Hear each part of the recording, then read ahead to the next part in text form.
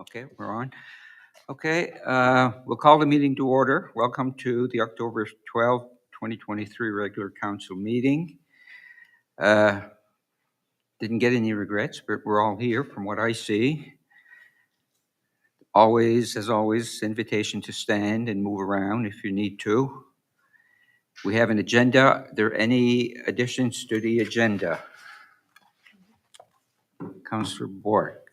I have a community district grant from the Immaculate Conception Cemetery. Good. Any other additions? Seeing none, the agenda will stand approved as presented. The next item is we have a presentation. We have Neil McKenzie from YASTA. And if you want to turn your mic on, Neil, just press it. There, your mic is on, so the floor is yours. Well, thanks for inviting me. For those of you that I don't know so well or may not know me, my name is Neil McKenzie, and I'm the CEO for Yarmouth and Acadian Shores Tourism. Yarmouth and Acadian Shores Tourism is your destination marketing organization. You are one of the founding partners of YASTA, and tonight I'd like to give an overview of what YASTA is, what we're about, the tactics and actions we make to drive visitation, a bit of a snapshot of the destination and how we're doing in relative to the rest of the province, and then open the floor for questions and answer anything I can and share with you. So Yarmouth and Acadian Shores Tourism Association, YASTA, is a nonprofit destination marketing organization, a DMO. You'll hear me say that a couple times. We are dedicated to growing the Yarmouth and Acadian Shores brand and driving visitation to the region. Some folks, including my own team and myself, occasionally confuse YASTA with Yarmouth and Acadian Shores. So Yarmouth and Acadian Shores, when I say that, what I'm talking about is the destination. I'm talking about the brand. If I say YASTA, I'm talking about the organization that owns that brand or promotes that brand. Okay, so from a visitor's perspective, we're not that concerned about visitors knowing about YASTA. What we want them to know about is the destination and to come and travel here. So, as I mentioned, as we got started there, the founding partners of Yarmouth and Acadian Shores are the town of Yarmouth, you folks, the municipality of the District of Argyle, and the municipality of the District of Yarmouth. And the latest partners that have come in, MPLAC, actually, when I first started back in 2014, actually, was the Marketing and Promotions Levy Advisory Committee. And that acronym is MPLAC. So you'll hear me say that tonight, perhaps, or maybe we'll have some questions on that. And the latest partner we've been able to partnership we've been able to forge is with Acadia First Nations through their new hotel, and we're growing partnerships with them through experiences, helping to grow that opportunity as well. So that's basically a snapshot of what YASTA is. And moving forward, we'll go into a bit of a destination overview. As of what I know today, basically a snapshot right now. So a lot of what we do and have done since 2015 is develop a brand for the destination. And when we talk about a brand, we basically write a story about the destination. This was all done through community consultation and work with our operators and with our residents. And what we came up with back in 2015 is this brand promise, the stars align. Where this really comes from is that, there's a bit of magic in Yarmouth and Acadian Shores. This is where the land meets the sea, where English and Acadian cultures coexist. It's quiet and peaceful, yet full of adventure, and where the darkest skies let the stars shine the brightest. It's where the food is fresh and local, and the music is too. It's where everything comes together. It's where the stars align. And if there was music playing in the background right there, you'd love that. It would have been even more nice. So basically on our brand promise, which is sort of what I just mentioned there, we have a positioning. So the positioning really informs how we build stories, ads, marketing, pitches, anything that we're doing, we're always thinking about the brand positioning of the destination. And when we're thinking about that, and we're thinking about quickly how to tell the story of our destination, we're thinking about exploring nature with culture and room to breathe. So really what we mean by that is, you can experience a Acadian festival, you can visit a beach where there's nobody on it. I was just speaking to to Guy, and he's mentioning about visitors that were coming from Germany, and they're just impressed by how open the spaces are here and how nice everybody is, but also how vast the spaces are and the landscape is. So that's our unique kind of selling point in our brand positioning, and that's what we build a lot of our marketing on. So we're always thinking about that when we build an ad or we create a Facebook post. We're always trying to hit some of those tones. And of course, photography like this supports that too. So when we're taking pictures, we're thinking about, does this tell the story that we're trying to tell? Lastly, based on that brand promise, we have what we call pillars. So we have kind of beacons for us to always rest our marketing on and try to think about, okay, is this promoting this product? Is this promoting that product? And really what we focus on right now is astro-tourism, seafaring heritage, Acadian culture, and Indigenous culture. So these are the pillars we would call our brand pillars, and these are the products and the experiences that we'd like to promote to visitors and try to position our destination as unique from other destinations like Cape Breton or the South Shore or other places. Yarmouth and Acadian Shores, how do we do this? So this is a lovely shot of the patio at Trout Point. For those of you that haven't been there, I would recommend going, but if you have, you probably know how awesome it is. We're all very, very lucky to have such an amazing hotel and operators that are such great partners.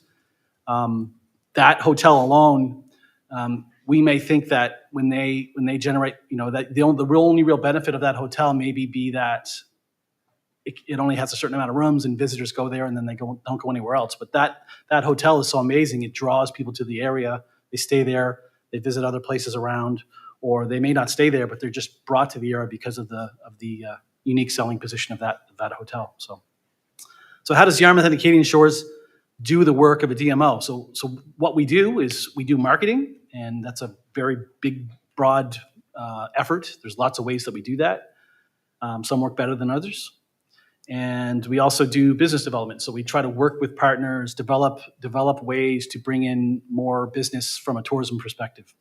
We try to attract events, and we work with folks that are operating events locally or folks that are have events that we can attract. So the most timely event that's coming up, and I'll mention, is Nova Scotia Music Week, which is happening November 2nd to 4th, 2nd to 5th.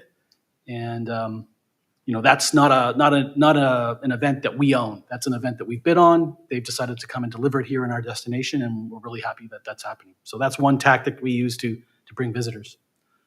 Another piece of work that YASA does is destination advocacy and supporting the operators. So you may have heard me or seen articles or anything like that around me advocating for the ferry and access to our destination from Americans that come through the Cat Ferry service and the Fundy Rose as well. So without access, it's hard to build a destination without people being able to come here. And YASTA often plays that role in advocating for the destination, advocating for support for our operators. So some of the marketing that we do, and we break marketing down into kind of three areas as well. I hope I'm not confusing anybody here. I'm trying to be as simple as possible. Or I hope I'm not boring anybody, actually, what I'm saying, if you already know a lot of this. But our marketing is kind of broken down into three zones: paid marketing, earned media, and owned media. So paid media is pretty, you're probably very familiar with that.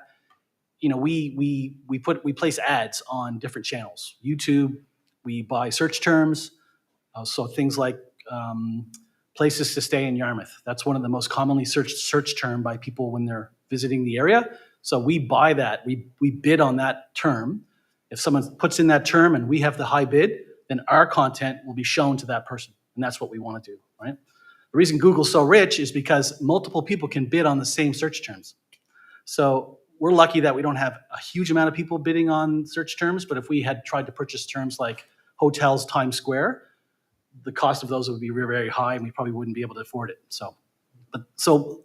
And we buy those terms more in the high season than the low season, but we also buy a lot of Google search terms, and these are well researched. They're based on what people are already looking for. So they're looking for things to do. They're looking for places to eat, and places to stay. So Google search is probably our biggest driver to our website, actually. So it's a consistent marketing channel that we always focus on. It's just something we always kind of have to have on because everybody's always looking. So, but we also do other paid things. So we do paid social ads. We'll put ads on Facebook or Instagram, even Pinterest. It's a great channel growing for us, and with the goal of having people click on that ad, land on our website, and then find something on our website that's interesting enough that they then click on that and off they go to one of our operators.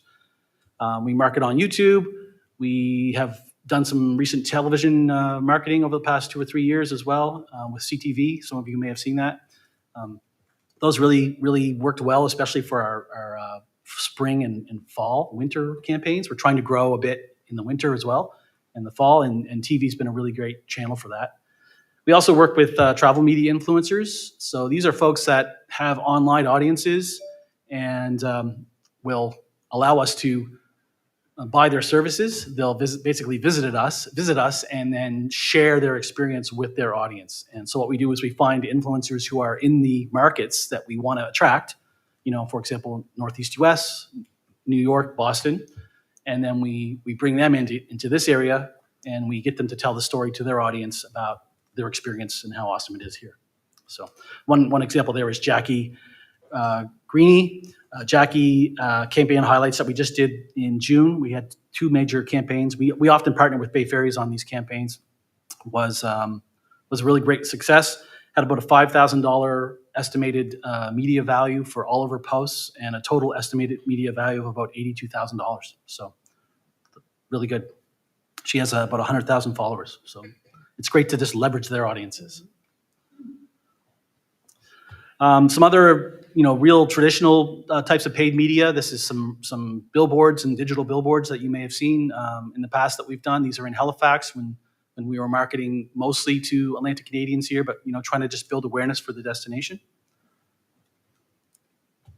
And we also do some trade show visits. So trade shows are great because you get to have a little bit longer conversation with visitors who are really thinking about your destination. It's a lot of conversations. You talk a lot, but it really does convert, but it's a slower process. That's all. But it is valuable because you get to really explain people how they get here, what they can do when they get here, and answer all their questions. So it's a great way to reach audiences. We often go to trade shows, especially in New England, with Bay Ferries because they help us stretch our dollars and expand our reach and share the booth costs and share the costs of going. If we had to do it on our own, we could probably only go to one show.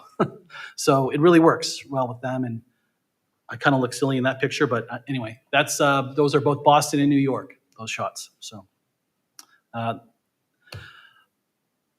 moving on to earned media. So earned media is really very familiar to all you folks. It's really about word of mouth. So somebody likes something about your destination, and then they share that. So you're earning their trust. You're earning their promotion of you.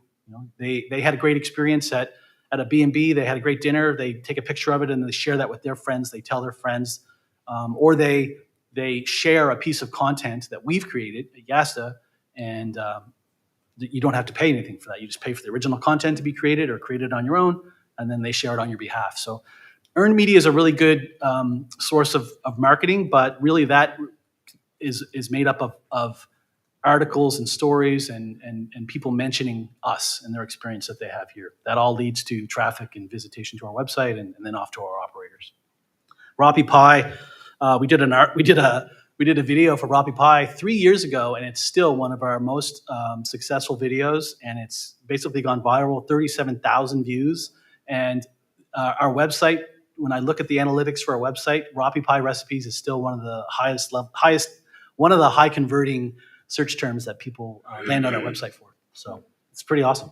So we built some product around that. We built some aprons and other things kind of celebrating Roppy Pie and wrapping our arms around that and kind of having some fun with it. So we've also done some, for those of you may remember, TMAC last year in June in 2022. So that was a huge investment for everybody. And we brought in a large amount of travel media, and they've all written a lot of articles since they've left, and we're still seeing articles actually trickle in from some of their visits. And that has generated a massive amount of estimated media value, over $80,000 Canadian as well. So that's earned media, and that's one of the channels we're also marketing on. The last one is owned media. This is something that's really important for DMOs like Yarmouth and Acadian Shores, and something that really helps us build our brand. So things that owned media is, the answer is in the name. It's owned. What are things we own that we can 100% control, that we can build? So our website, our email traffic, our email lists. We have about 11,000 plus emails from the Northeast US and throughout Atlantic Canada now that are people that subscribe to our content and are interested in what we have to say and what we're telling them about. And we hope to continue to grow that, because that's something that if YouTube or Facebook or Meta were to change parameters and stop something from happening, we have no control over what they do. We don't own the followers on Facebook. We like to think we do, but we don't, because if Meta decided they wanted to cause us to have to pay for that or something overnight, we would have nothing to say. We would have no ability to stop it, right? So it's a good idea for destinations to build your brand and build some assets, and we do that through our website, through email, through our print material. These are our examples of our guides that we print this year. Print over 35,000 guides and distribute those throughout the province and on the ferries, etc. And a good indicator that you're doing well with your own media is you're seeing organic growth to your website. So organic growth is the opposite of paid growth. So paid is when I create a paid ad and I put it out there on the internet, and someone sees it and they click on it and that comes to my website. Well, that's paid traffic. I'm paying for that traffic. Organic traffic is somebody sees something or they hear about us and then they search us out on their own and then they find us. That is a better type of traffic because they end up staying on your website longer. They have more interest. They likely are going to click on more things on your website than paid. But you have to find the correct mix. So that's kind of our marketing mix for Yarmouth and Acadian Shores. Some other things we've done that I'm quite proud of is we've also done some investment in Google Mapping. So we've actually invested in the hardware and the technology to actually provide mapping data to Google Maps, and then we've mapped the region. Even as Calvin even had us out in Seal Island mapping out there. So Google Maps, if you think about when you travel to a destination, most people are checking the maps. Where's the nearest coffee shop? Where's the bus stop? Where's the theater, for example? And if that content isn't there and isn't up to date and isn't interesting, you're losing an opportunity. So this is a great way to reach a huge amount of visitors, and it's something we did on our own and have been really leveraging.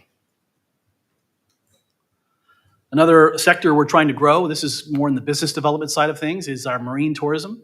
So we've had just had a cruise ship visit. So that's Silver Endeavor there. That's a luxury expedition class vessel.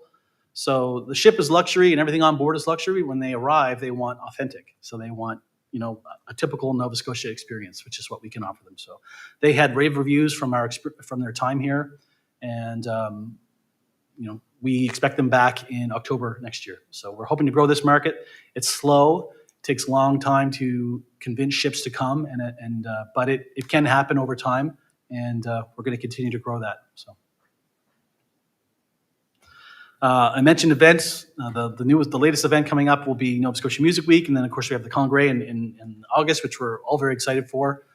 My team is working with the organizers of that event to do co-marketing and extend the reach of awareness so that we get as many people coming here now and get them rooms and do all the things we need to do to deliver that event. So we're really looking forward to the Congrès in 2024. User-generated content. This is just more an example of people telling our story, happy to see what we've done, liked their experience here, and then sharing that online. So we capture that and then we promote that again. And this is all content that we generally don't have to pay for. This is content that someone else has created for us, and then we reshare it and put it out there in the world to promote the destination to other people. Any questions on our marketing efforts or tactics? I went pretty fast there, and probably blowing through a lot of things, but that's kind of a high-level look at a lot of what we do. Anybody have any questions? Okay, so moving on to some data, I wanted to share some recent metrics. I just received these a few hours ago, actually. They've been a bit delayed in them getting to us, but These are some metrics with regards to how our destination is doing in relation to the province. So 2022 for Nova Scotia, up to July, there's been a 10% increase over 2022 for the entire province. For when we compare that to the same for 2019, it's been about a 13% increase. So we are still moving in the right trend from a provincial perspective. And from a Yarmouth and Acadian Shores perspective, I'm very, very pleased to say we're at 50% increase over 2019, and about we'll find the difference here, 12% increase over 2022. Sorry. So last year we're up 12% versus 2022, and versus 2019, which would be, the province always wants to reference 2019 because that was the last year before 2020 and the last year before the pandemic. But from our destination perspective, we like to reference 2018 because 2019 the ferry actually didn't operate, if we remember. So this number here should be a bit indicative of the impact of the ferry service and having access to the United States. We're 50% higher in visitation versus 2019, which is when the ferry wasn't operating. So it's great to see that number. I think we all believe that, and now we're seeing it directly from Tourism Nova Scotia. The number below there represents 2 years. So the blue line is this year, and projected to, right to October, and the red line is last year. So we're tracking very similar to last year. There are a few dips. The forest fires actually did have a bit of an impact on occupancy. And when we look at the data on how far people book ahead when they come to Yarmouth and Acadian Shores, it's usually about 60 days. So they book about 60 days ahead, or and longer sometimes. But in the summertime, it's around 60 days. And when you look at when the forest fires were reported and the news of the forest fires in Canada reached the U.S., even had smoke in New York City, the New York Post had a headline that said Canada is burning or something similar to that. That's not information or a story we want to get to our market, and unfortunately, that's where it was. So because it had reached them, and so about 60 days later, you see a drop in August, which we believe is related to the forest fires and the information around that. And then in September, there's a bit of a dip too. We believe that's related to the news and news cycle around the hurricane. So. But other than that, we're tracking quite well with regards to data. So I have some other things I can share here. I wanted to share this slide here. Can everyone see that okay? Mm-hmm. So this is a data source that we subscribe to, Yarmouth and Acadian Shores. It's called Key Data, and they actually scrub AirDNA or Airbnb information, and they can provide a bit more granular data than Tourism Nova Scotia, for example, that they provide.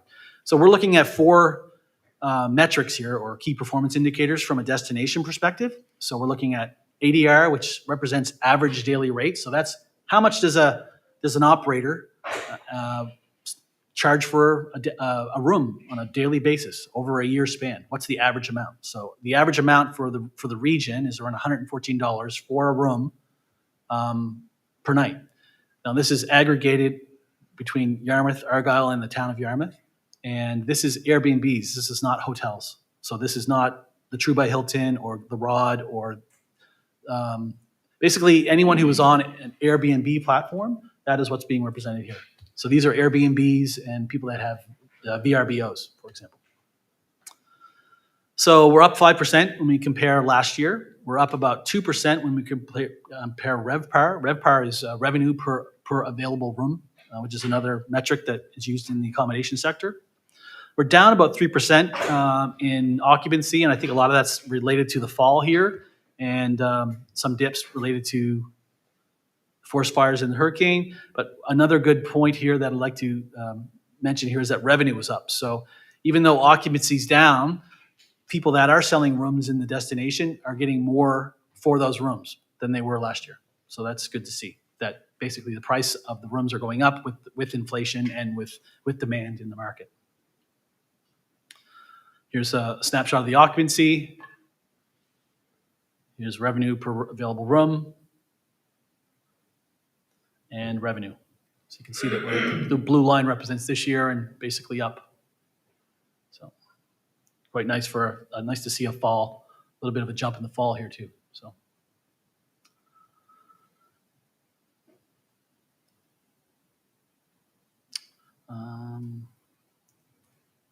Last thing I'd like to share, how am I doing for time? Am I okay? Okay.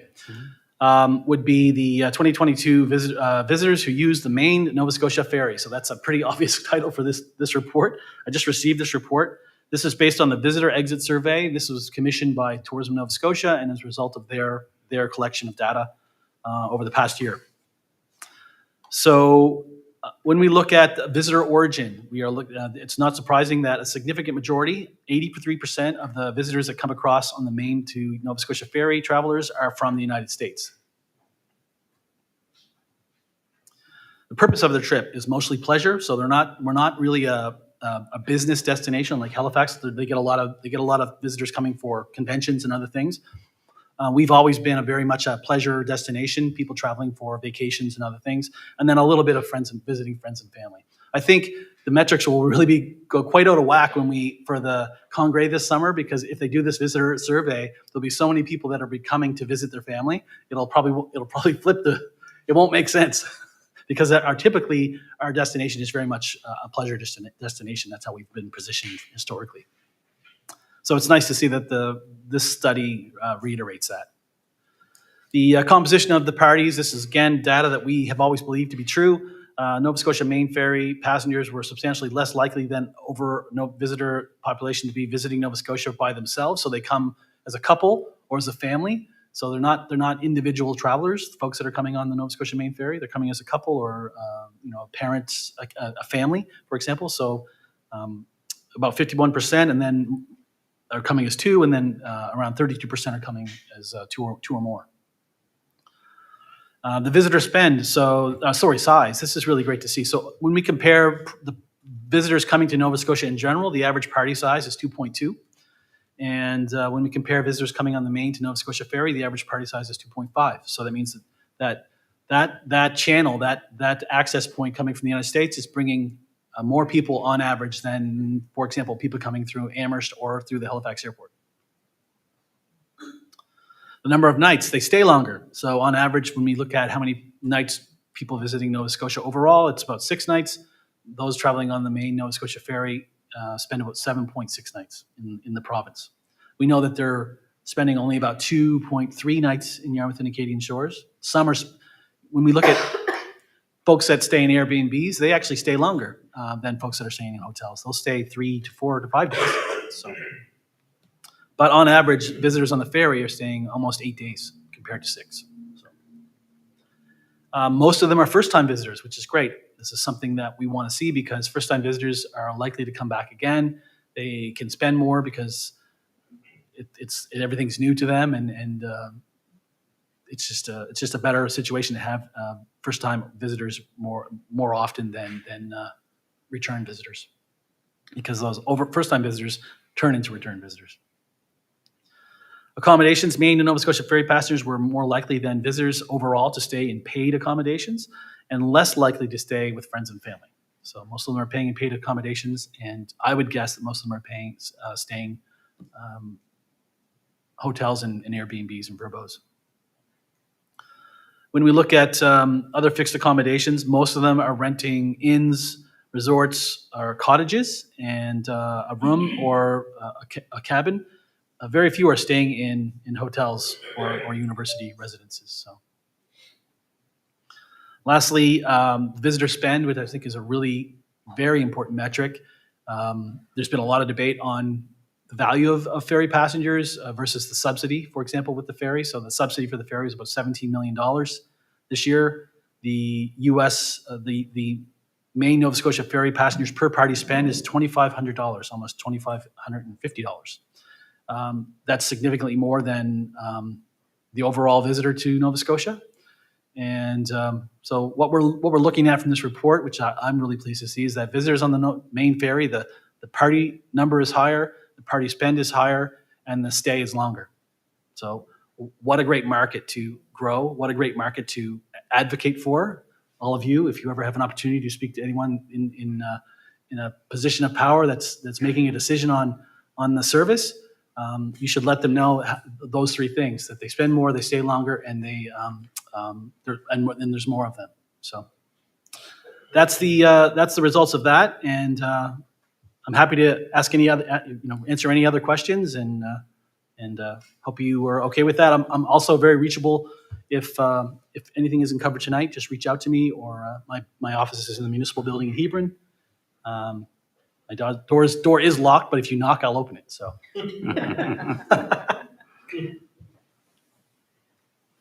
Councillor Saunier. Thank you, Warden. Interesting presentation, Neil. Thank you. Your largest market is the U.S. Yep.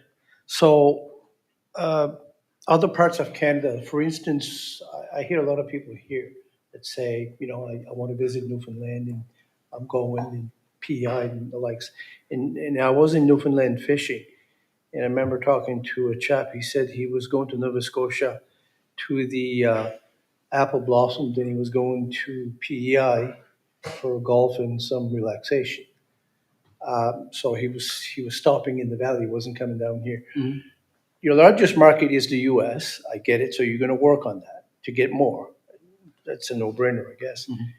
How do you juggle your smaller markets? Do you actually juggle your smaller market? Do you work at that as well? Yep. Well, so I talked a lot about the U.S. market, and that is our largest market. It is our biggest opportunity. I think that's why it draws our attention, because of the opportunity that's there. But we definitely market to Atlantic Canadians and definitely market to Canadians. Our biggest markets in Canada are Quebec and Ontario, and then Atlantic Canada. Atlantic Canadians, there's less visiting from Atlantic Canada than there were over the past 2 or 3 years, especially just after the pandemic. And during the pandemic, everyone was a bit of a captive audience, and we were able to attract a lot of Atlantic Canadians, but there's been a downturn in Atlantic Canadians traveling within Atlantic Canada because they have access to travel to other destinations now outside of Atlantic Canada.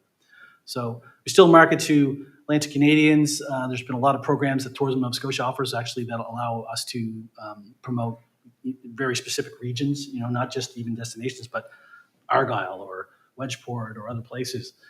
So we've certainly utilized those, and we certainly market into Quebec. We put our digital marketing there. We'll buy search terms there. We print, our website is bilingual. We'll print bilingual marketing collateral, and we're in those markets. My colleague Charles Robichaud is heading to Quebec City for the Quebec RV show. Our RVers and campers are a big market as well. So, yeah, I didn't mean to suggest that the U.S. is our only market. That's for sure. It's a great question. But from a Canadian perspective, our biggest market is Ontario and Quebec. Okay. And then, of course, we do market Atlantic Canada. And I would mention about the Newfoundland thing. When Americans come to Nova Scotia, they're often saying things like, we'll say to them, because we actually operate the VIC on board. I didn't even talk about the visitor information work we do, but they'll say things like, yeah, I've been to Nova Scotia before. I was in PEI. They see this Atlantic Canada as Canada, and they really don't see, or they'll say, yeah, we're going to Nova Scotia, then we're heading to Newfoundland. So many visitors that come on the ferry, for example, and the Fundy Rose, but especially the ferry, because they're coming out of the U.S. and their knowledge of Atlantic Canada might be a little bit lower, we're heading to Cape Breton, we're heading to Halifax, we're heading to PEI.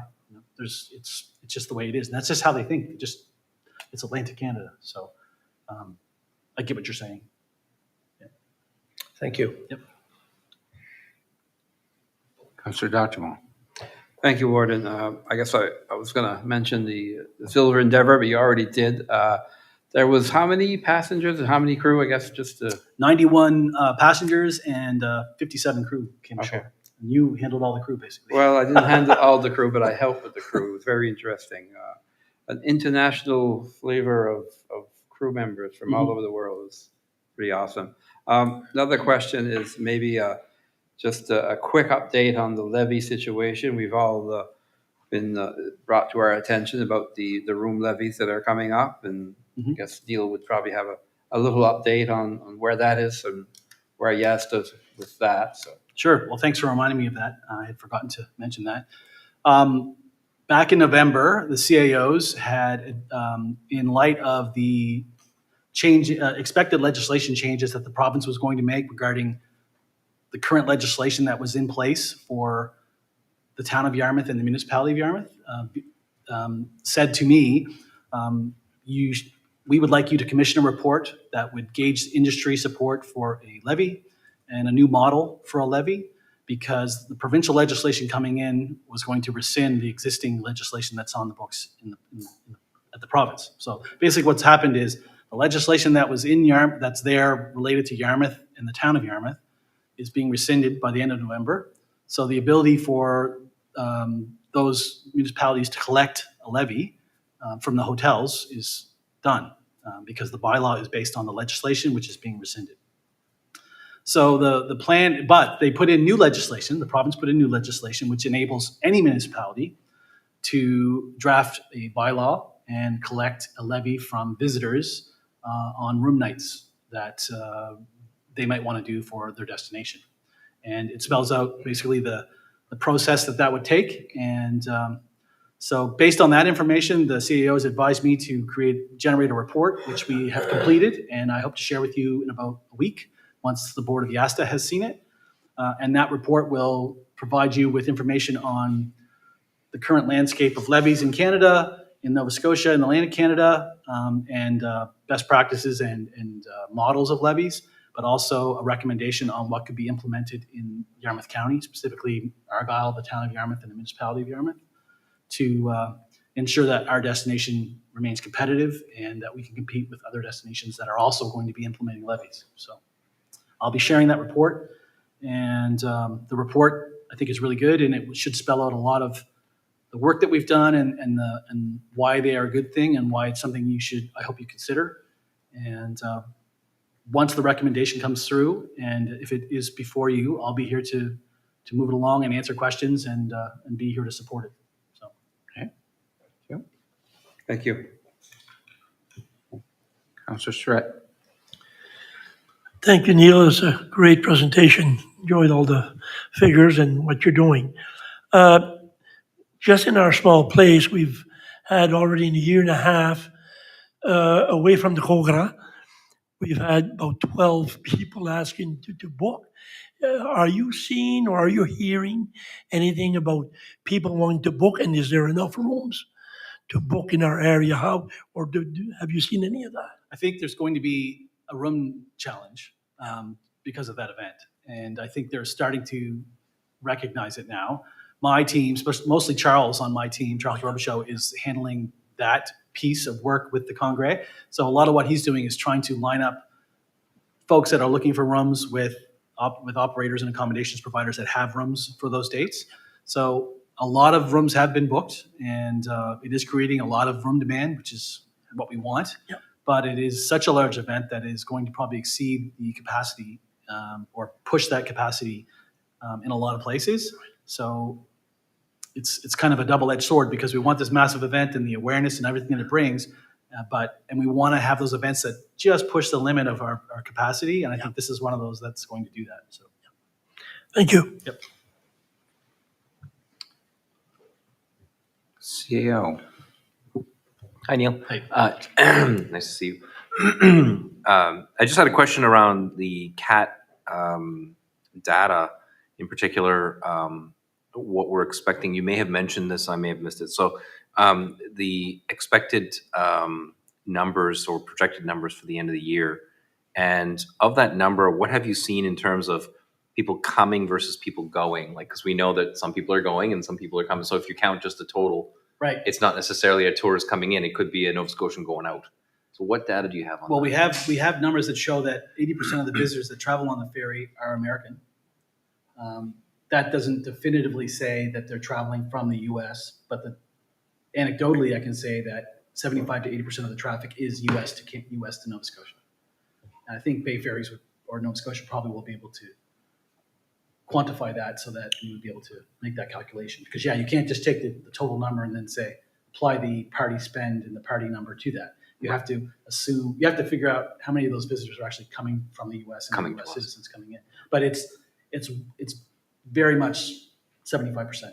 What's your projected, and I know this is putting you on the spot a bit, but what would be your projected total, which I guess is 75% of your total people coming in this year on the CAT? It's not done yet, but what would be your best Yeah, I guess? don't have the official numbers for the end of the season yet. I think CTD announced some maybe initial numbers, and I think it was playing around 38,000. But I haven't been made aware because it just finished on the 9th. I haven't been made aware of the actual numbers, but yeah. Thank you. Yep. Appreciate it. Anybody else? Seeing no one else coming forward, I want to thank you, Neil, for the presentation. Thank you Welcome. for coming. A lot of good information, for sure. I mean, our tourism is very important in this area, so I think that's doing a great job. It's Definitely. to promote. Thank you. Okay. So I'll see myself out quickly.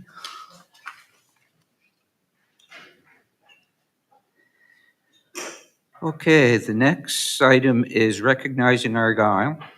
If we have anybody who has anything they want to bring up, I have Councillor Digdon. Thank you very much. Just going to make it short. It's Fire Prevention Week this week, and I'd like to thank all the firefighters for what they do in our communities. Firefighting has come a long ways compared to what it used to be. A lot of the firefighters now do medical first response, they do fundraising, they do training, they back up other agencies, they do fire prevention. And like to thank them for their thousands of volunteer hours that they put in each year.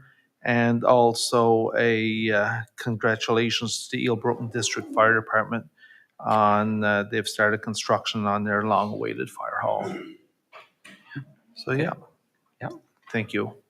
Thank you. Councillor Sonia. Thank you.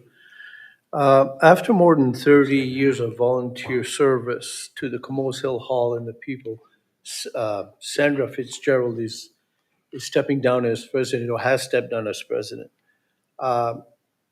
Kudos to Sandra for being there for so long.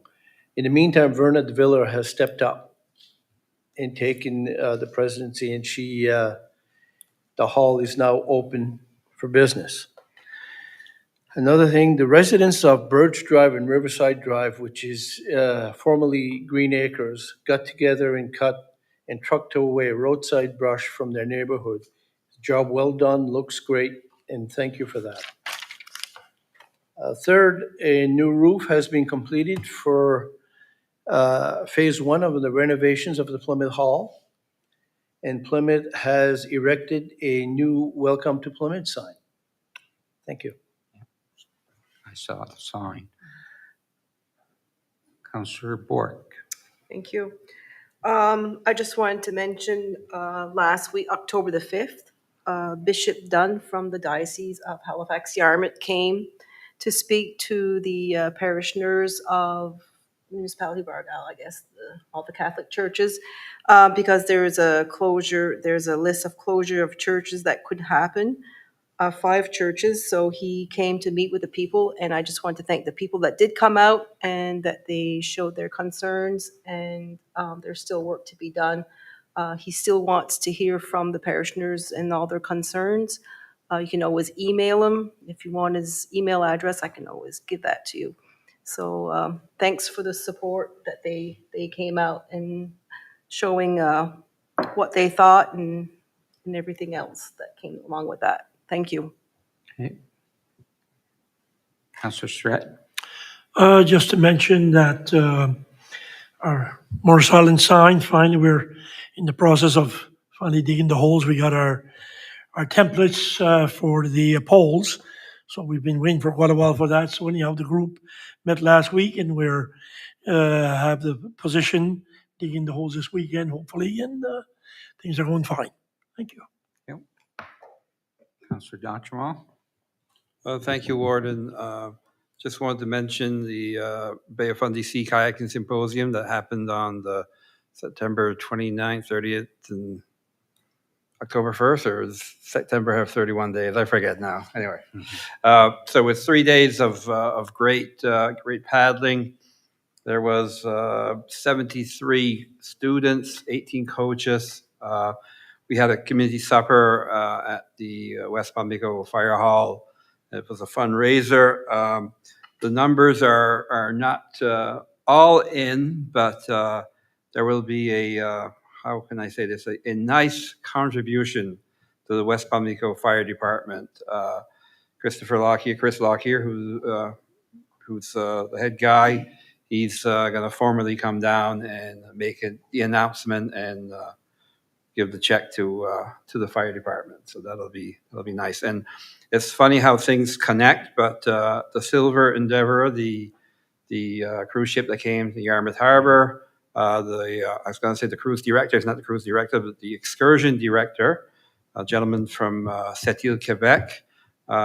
In 2015, maybe the first symposium, he was at the symposium as a coach. He has kayaked the Tuscan Islands and all the areas. He knows, what this area is all about. So when he came in, we had, they had a short visit, but we had a little talk, me and him, and he mentioned about, it'd be nice if you could come and stay overnight and, do excursions to the Tuscan Islands. So all these connections, work or it's funny how it all works. But anyway, I thought it was interesting. So thank you. Thank you. Councillor Donaldson. Yes, I would like to thank you for attending the volunteer banquet for Darrell LeBlanc. I wasn't able to attend. I would just like to thank you for going and. No problem. Okay. Yeah. It was a day trip. We just went out. Yeah, Jeanette explained it, how it was going to work, but when you're working, you're working. No, it was a good, it was a pretty good event. It was set up a little different than last year. Last year was like auditorium style, and you did feel like you were connecting with the rest of the group.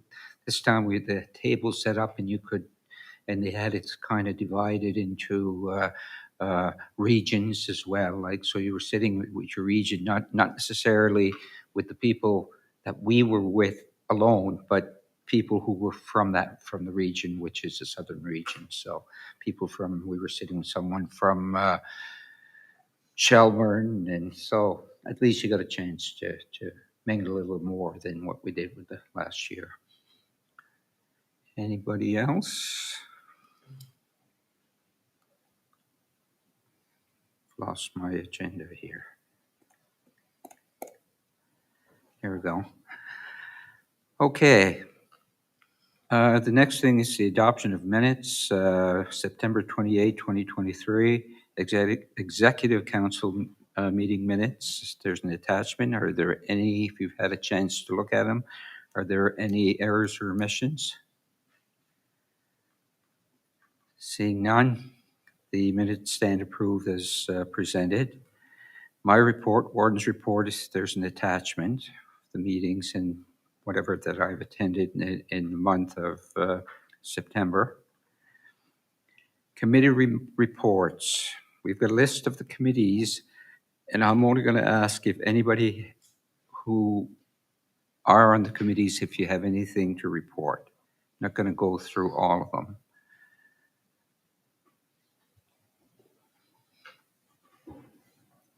Okay, Councillor Strat. I've got a few that I'd like to just mention. The Yarmouth Area Industrial Commission. The NSHA has taken over, as we've been told, of the Harbour South. Everything is going very well there. They've had a couple of months, 2 months now in operation. They're in the process of pricing the upgrade for the old PharmaSave pharmacy that was in there, and they want to turn those into doctors' offices, examining rooms. So they must be planning on getting some doctors in there, and that'll be involved. What it'll cost to fix the old PharmaSave pharmacy, it'll be put in their lease for X amount of years.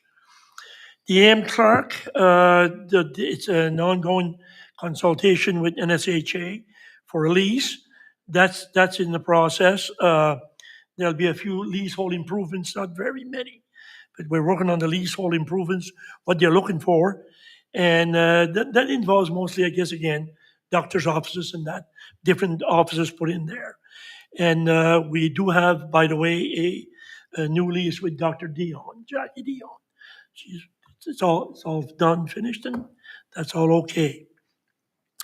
We've also been working with consultants on the new harbor authority for the ports in Yarmouth. We've been working on that for about 3 years, but hopefully in 2024, there'll be a board ready to take over. So more news coming down the pike a little later. The last thing I've got on the Industrial Commission is there's ongoing discussion with the old Domtex building. What's happened there is it's got to do with the sprinkler system on the tenants that own the buildings on that property. And there's been a fire marshal order to make sure that the sprinkler system is working properly, but there's been issues. So we've met with our lawyers. They've met with the UARB, and that's where we're at now. What's going to happen next is discussions with the owners of those places they're going to have to share in the cost. This is what we found out. The owners didn't figure they had to pay. Well, the UARB has said they have to pay. It's going to be quite costly at the end of the day, but we'll learn a little more as we go. Do you want me to finish a few others that I've got? To your Okay. reports. On the airport, we had a meeting today on movements at the airport. This year, 869 movements, and 2022, 871. So we're just two movements down from last year, so we're pretty well on par. Our jet fuel sales, 67% up, and that's got to do a lot with the fires Yes. that were in Shelburne and in East Pubnico. A lot of planes flying in and out buying fuel. Today we found out that they did vacuum tests on 3 of our above ground fuel tanks, and they failed. 3 tanks failed. Obviously, they're very old. The gas tank, the one for gas, they're not very big, only 9,000 liters. That one, they'll probably go in town buy gas for their vehicles for the gas. But the diesel, where we've got a lot of the vehicles on the property that are diesel, we'll have to replace that one. And there's a jet fuel tank. So we're in the process of pricing those out, and to go from there is what we find out.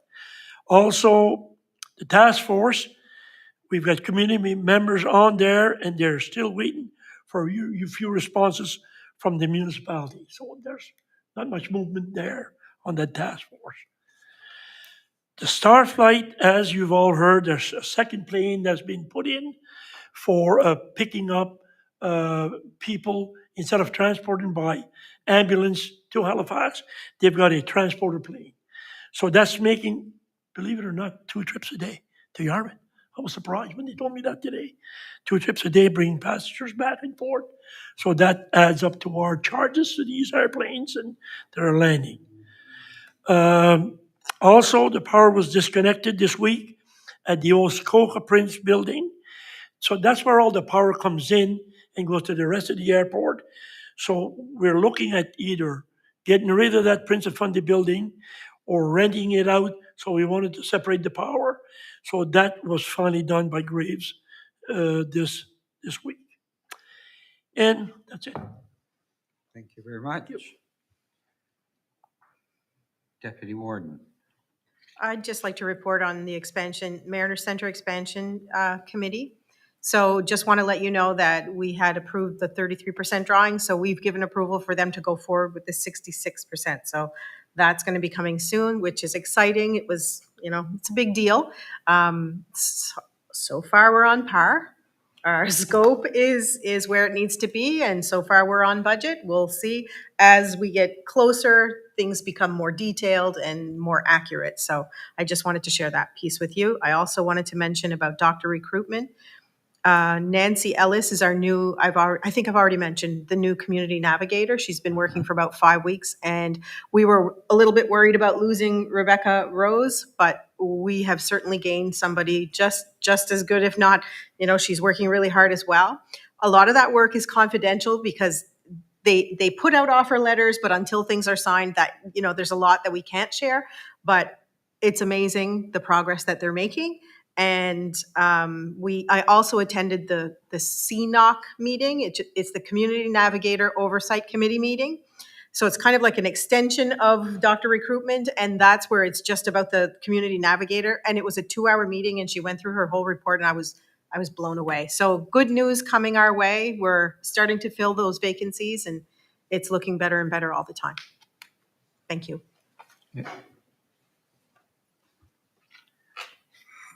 Anybody else? Councillor Bork. Yes, I attended the Western Carleton Regional Library meeting, and the only thing that stands out from not day-to-day procedures is that we increased the budget from the original budget of $300,000, and that's going to wages. So they have it's called a Library Development Reserve, and it hadn't been used, it decreased, but they don't see it increasing later on. But anyway, over 3 years, they're going to increase the budget of $300,000 for wages, because they want to meet the wages, try to bring them up a bit. So, but they're hoping that the province is going to give them a better funding formula next year. Thank you. Okay. Councillor Donchamon. I usually report on Yarmouth King Shores Tourism Association, but when the CEO is here presenting to council, I guess that's not too much I can say. Just that we, again, on Tuesday, we have a meeting to go over the levy report, and then after that, council will see it. So, okay, thank you. Okay, thank you. Okay, thank you for those reports. Next is the clerk's report, attachment. Any questions or? It's a report that we get and just it's updated as it needs. Seeing no questions, we have the department head report. Again, that's, any questions on that one? And the building permit report.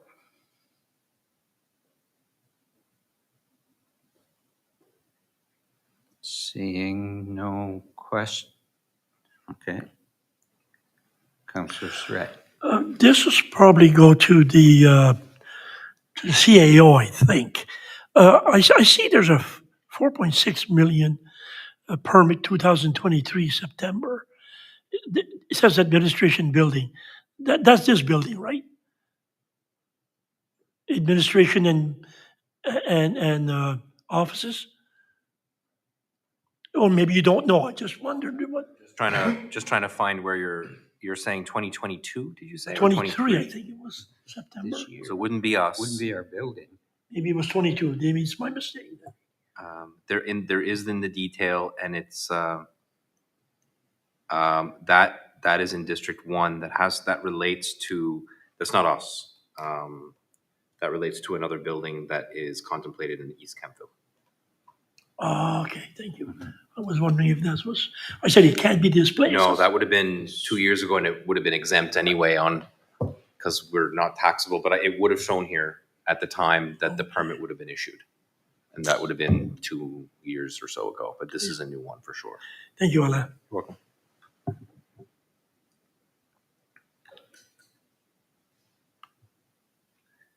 Okay, if there's no other questions, item 11 is item 10 is your 7-day notice. We have two. One is on holidays, there's an attachment, and this is your 7-day notice. So if you've had a chance, anybody have any questions on it?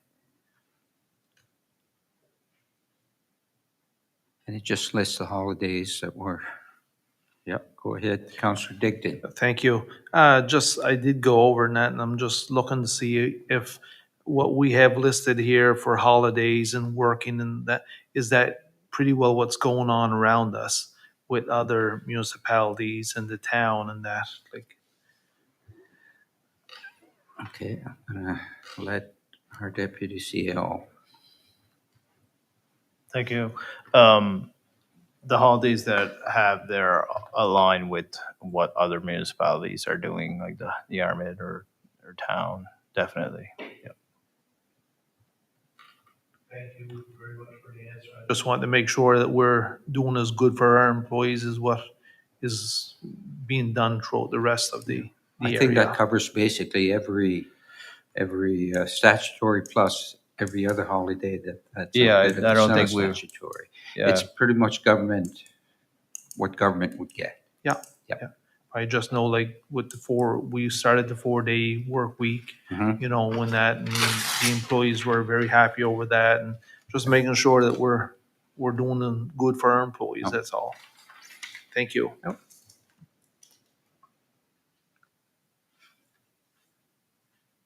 I don't see any more questions.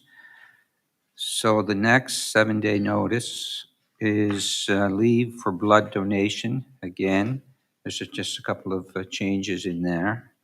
I don't know if anybody has any questions on that one.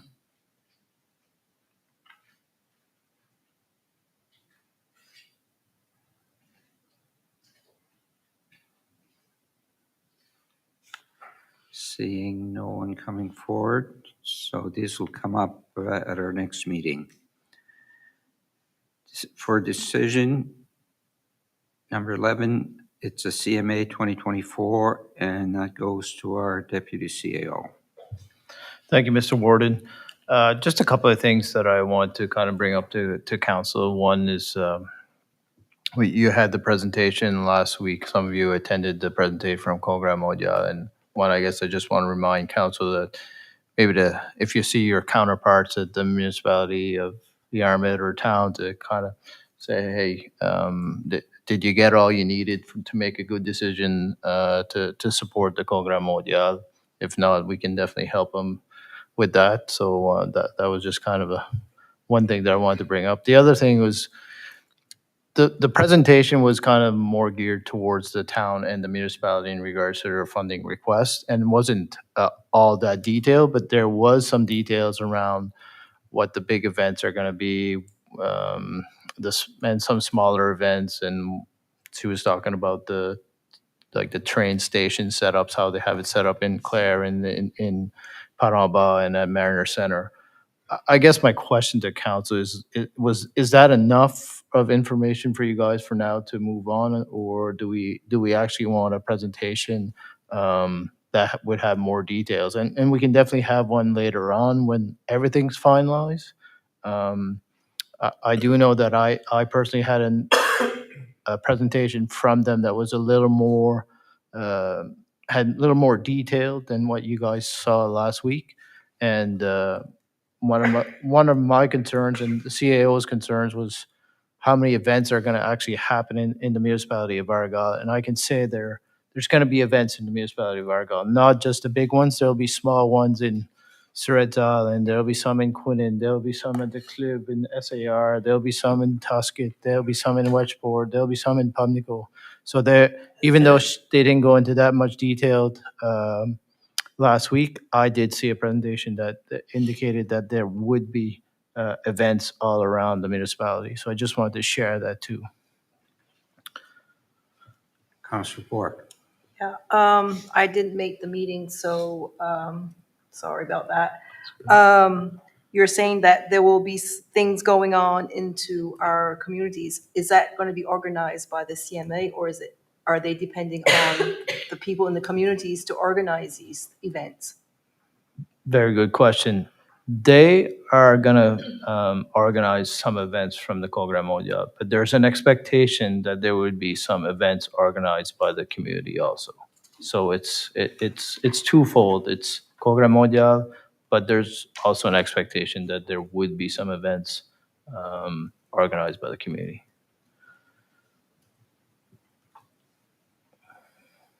Any other questions? Councilor Surratt. Yes, I was participating in the meeting, the Zoom anyhow. I found that honestly, there's what Vaughn was at the mic. I was kind of surprised some of the things. I thought it was almost nothing was ready, or what was going on. But was surprised in hearing some of the stuff that they've got going. I was, because I was really not hearing anything. So I was glad to hear what Vaughn had to say. Also, when they, as we know, and Kathy knows as well, the halls are booked. Like, oh, yours is not. That's right. A lot of the halls is Surrey's Island. I know Hillbrook, and I know Mirrors Hill. They're booked for 2 weeks.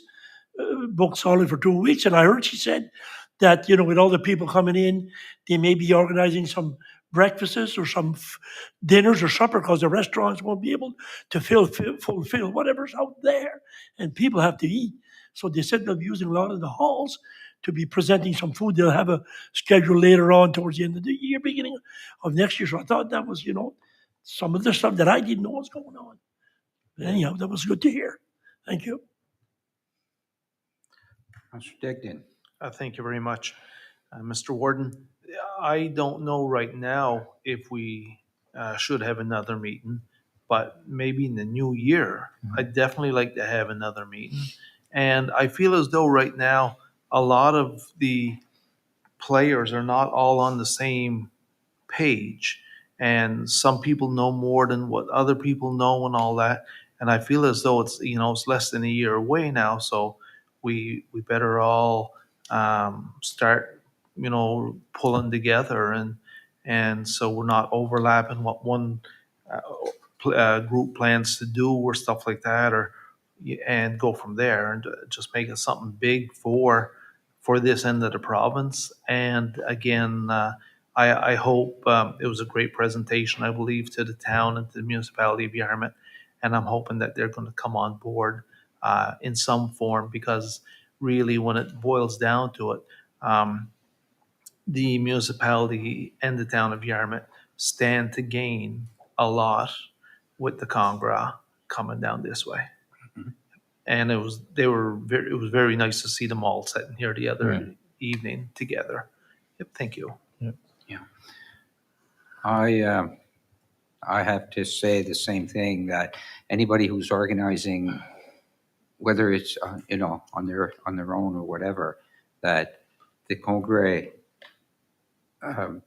office needs to know, because there's nothing worse than having two events happening on the same day, and it's nothing but a loss for both, because we've seen that sometimes at our club. Like you're doing something and we find out that there's the same thing going on at a hall down the road, and you know what happens. You only get half the people, So no, it's very important. And like Guy, I was surprised. I was wondering, what's going on. Like you don't hear much, but that report, that presentation to me showed me that, yeah, they're more ahead than what I ever even thought that they were. So, Councillor Surratt again? Yeah, if you don't mind, I No, go just ahead. forgot to say this. I think, and shoot me after, but I think that we should look at our budget to offer some money to some of our areas for the COGRA as our share or our part in helping the municipality of Argyle. I think, we had the hall projects, a bunch of money put in there, still going on. And I don't know if it's the expectation of the staff that it should be a COGRA that's putting money, but I think we should put our money where our mouth is and support our area, where it's being, COGRA is between us and Clare. And I think we should look at having some grants or something for people just specific to the COGRA. That's my opinion, and I'm not saying that I'm making a motion, but I'd like to hear what others think about that, if you dare ask, or if you dare comment. Thank you. Deputy Warden. I dare. I just was wondering, can you clarify? I'm not sure I know what you mean. Like, so the grants would be for what? For whom? I'm just not sure. Danny, I shut myself off. All right, so let's say that, okay, I'll use our place. Let's say that Surrey's Island wants to host a whole bunch of Surrettes. because from whether they're from New Brunswick, Louisiana, wherever, and do some kind of a celebration. Obviously, when you start off, you don't have any money. And if there was money for infrastructure to set up some kind of or maybe make a little stage, have some music, and have a gathering with some games and stuff like that, have some seed money, like, maybe, $2,000, $3,000 to have some bands come and play, during that reunion.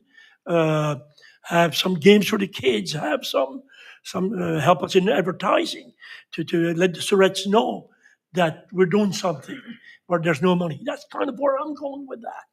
Just not that we're looking for them to make a profit. Help them out to get on their feet is what I was thinking.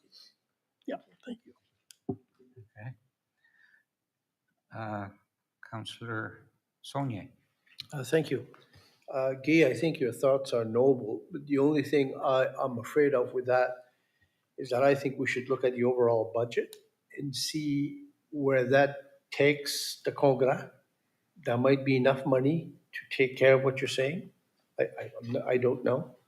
I think right now, I don't know when it comes to finances, and I think that until we do, I don't think we can commit to money. I think we should get some kind of an idea as to what kind of money may or might be needed before we throw money into the pot. And you'd have to be fair to every community. Can't give you 1,000 and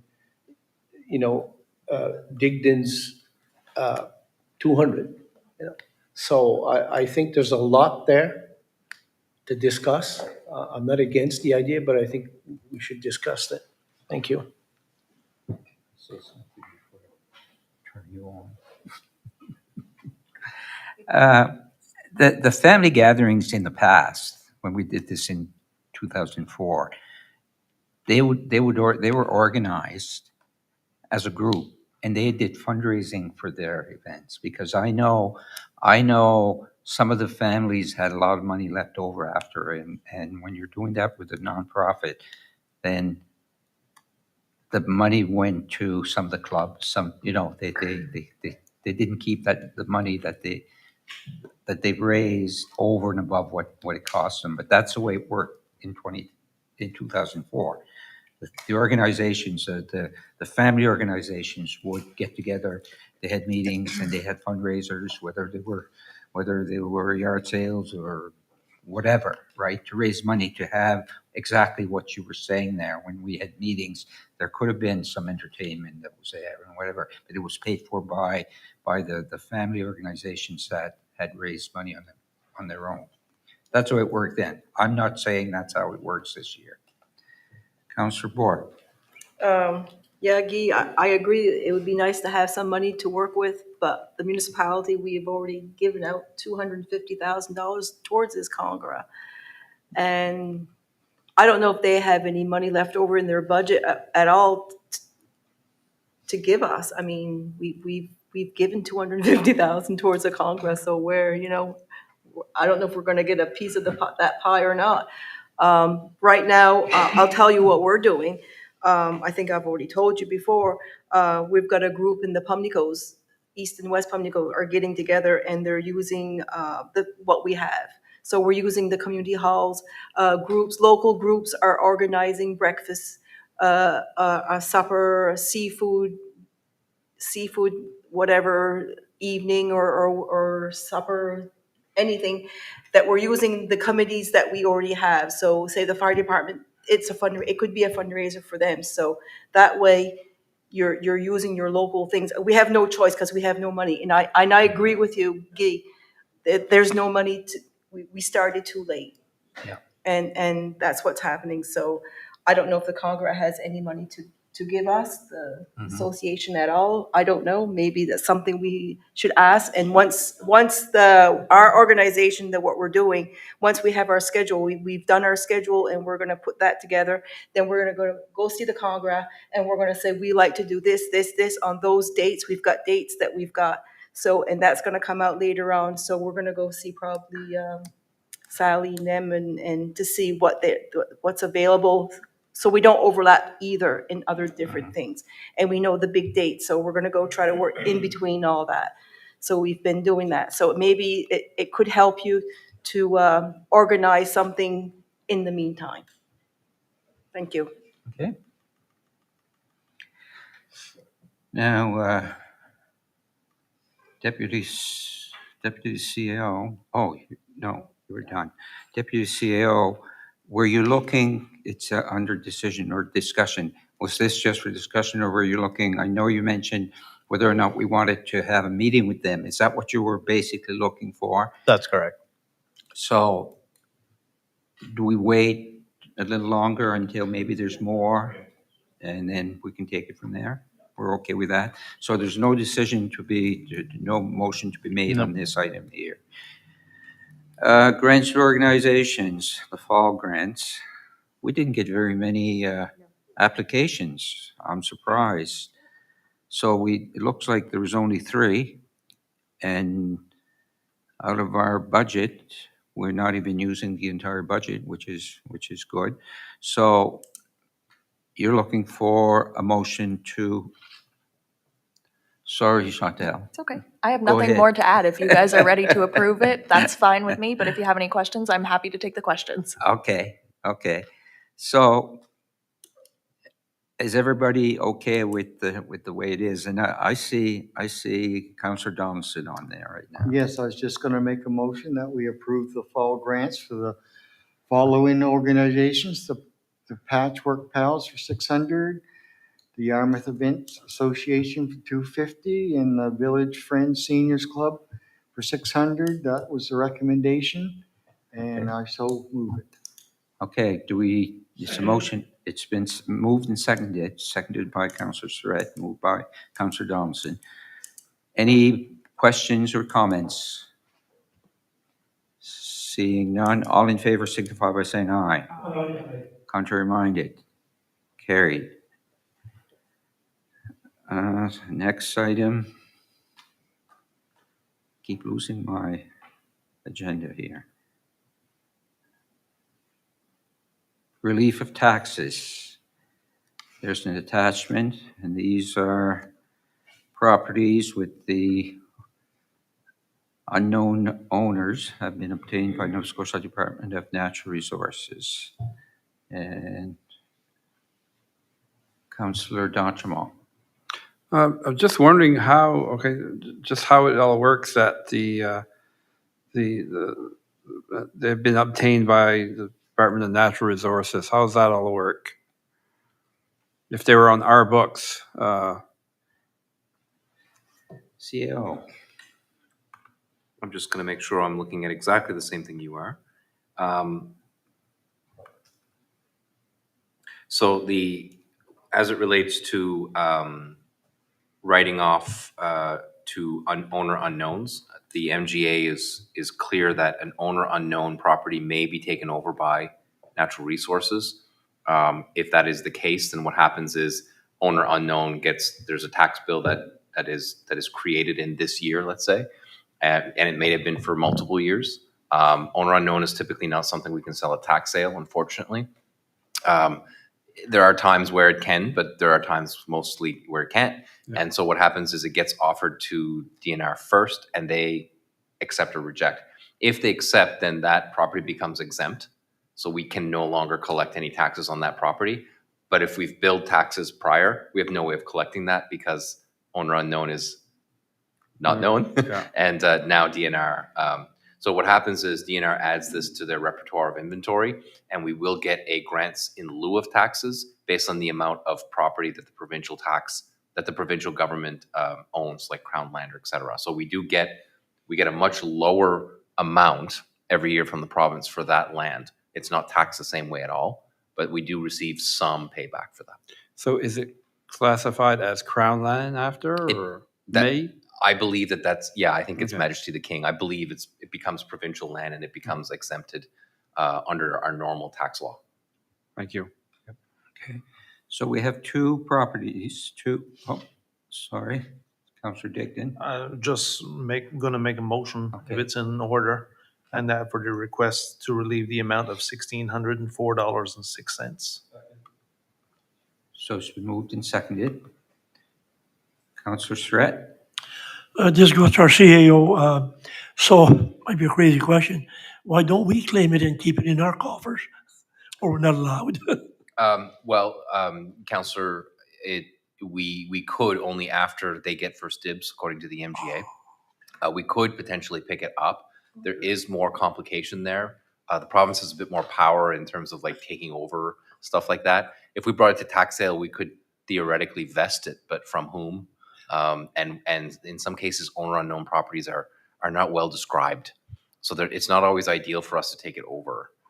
We could, in theory, take over some of these properties, and in 6 years we might have a good deed, because that's usually how long it takes for a tax deed to fit into place. We could do that if we were able to bring it to tax sale. We might be able to do that, but then we might be competing with other people who bid. So there are some complexities, but all I can say is DNR has a lot more power, and they can do it rather quickly, and we have a longer process. Thank you. Right. So we have a motion on the floor. If there's no other questions, all in favor signify by saying aye. Aye. Contrary minded? Carried. Traffic speed on Highway 334, and this is going to go to Councillor Saunier. Thank you, Warden. There are two attachments to this. One of them, the first one is an email from a Debbie McGee, or Deborah McGee. She first telephoned me, and I told her to send me an email and give it to me in writing. And yeah, she was complaining about not so much the volume, but she complained about the speeding that happens right in front of the school. She lives, if you look at your second attachment where you see the school, she lives just past the bottom where the trees are. She's right there by the school. You can't see the house on this attachment, but she's right there. So she sees the traffic going by every day. And that arrow signifies where passing lanes begin. And that is very problematic and counter to the argument of a school zone. You see that lone car, it actually looks like when you blow it up, a police car, it may even be. But usually when the police are present, they will park right where that car is on that piece of property with their radar. So cars approaching from the north, heading south towards Wedgeport, they usually will come and slow down, and when they see there's no RCMP present, they give it to her, basically. And this lady was explaining how this one particular truck, was overpassing a gravel truck, and there was two kids on the side of the road at the time. And she said she thought for sure they were going to get, killed. So this problem is twofold. I think it should go to the RCMP, and that we have an RCMP committee here that could probably bring it to the RCMP, and maybe they can see if they can resolve this problem in part. The second, those passing lanes, there should not be any passing lanes there whatsoever. I've never seen a passing lane in front of a school in my life. And they extend, this school zone goes at least a third of a kilometer further than this picture shows. So there shouldn't be on this stretch after the school, there shouldn't be any passing lane whatsoever, none. And I think it would help slow the traffic down somewhat. Again, when they pass in front of the school and see there's no RCMP there to catch them, bang, they're gone. Because some people respect, many do, the 50-kilometer speed zone, and these people can't wait. They got to pass.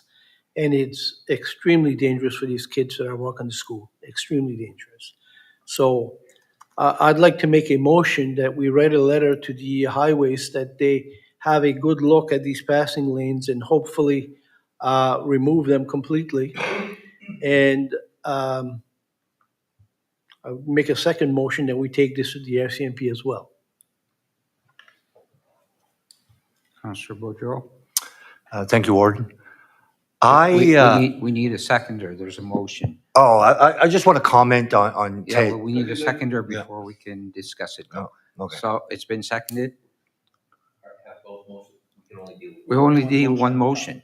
Your motion that you made is for the letter to the, yes. Okay, go Okay, ahead, Councilor O'Doyle. thank you.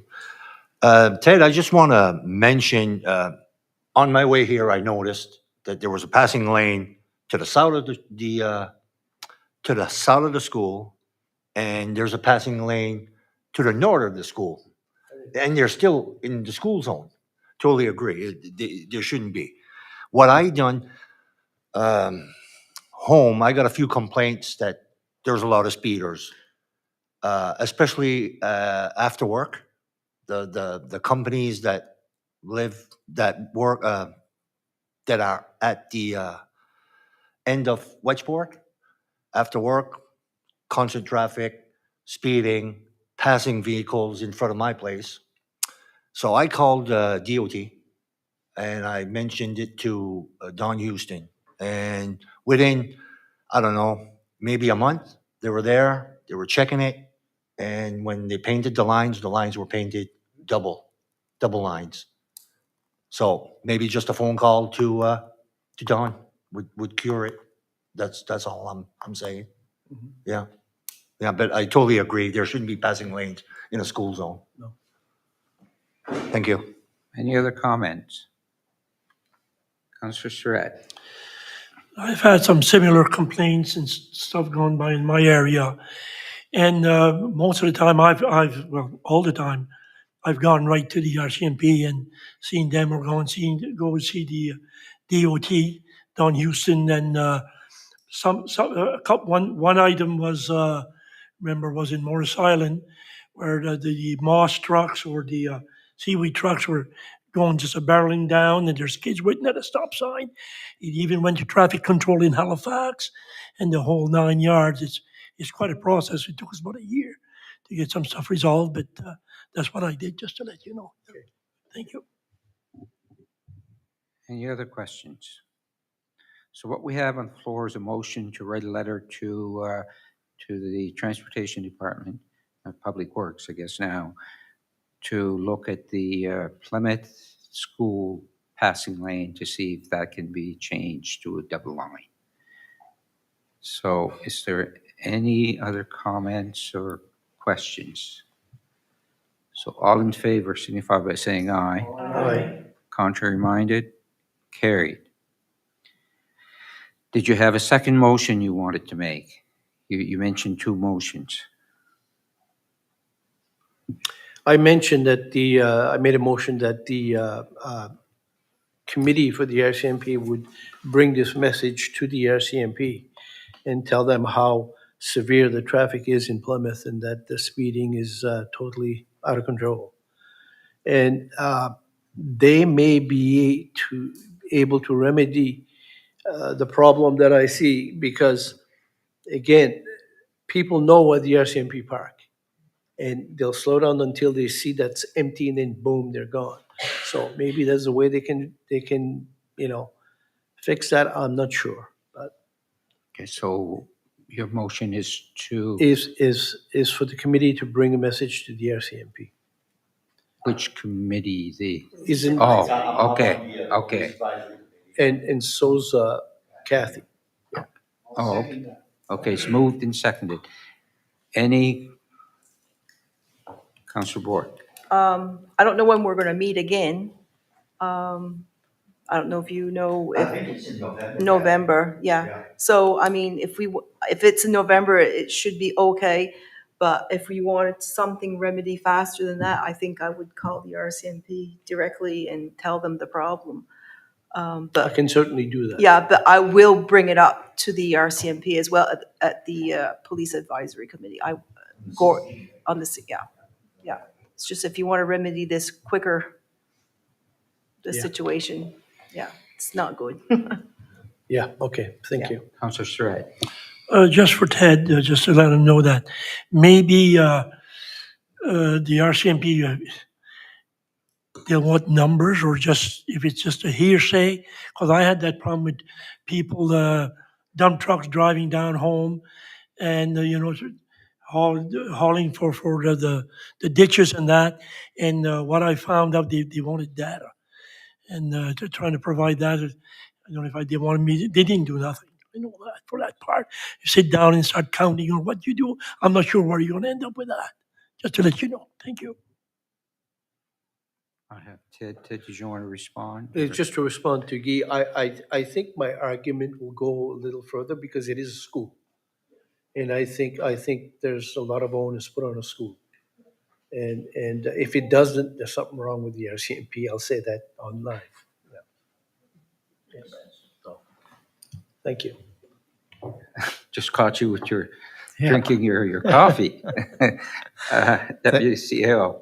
Thank you, Mr. Warden. Just to add a little bit to Councilor Surratt's comments and to Ted, we would have some information from our radar that we've placed at the Plymouth School. So we could share that with you if you needed that. Exactly. Okay, so we have a motion on the floor.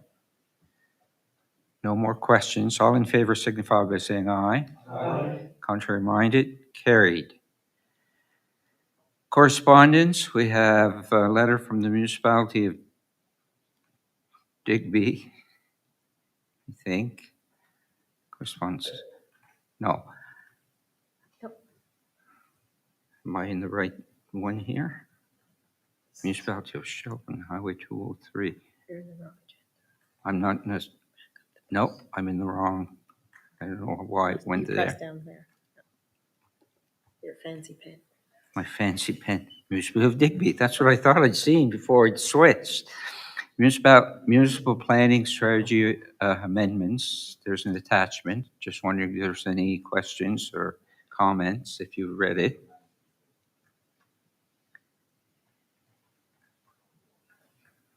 Seeing no one coming forward. Scotia Recycling. Deputy CEO. There's an attachment.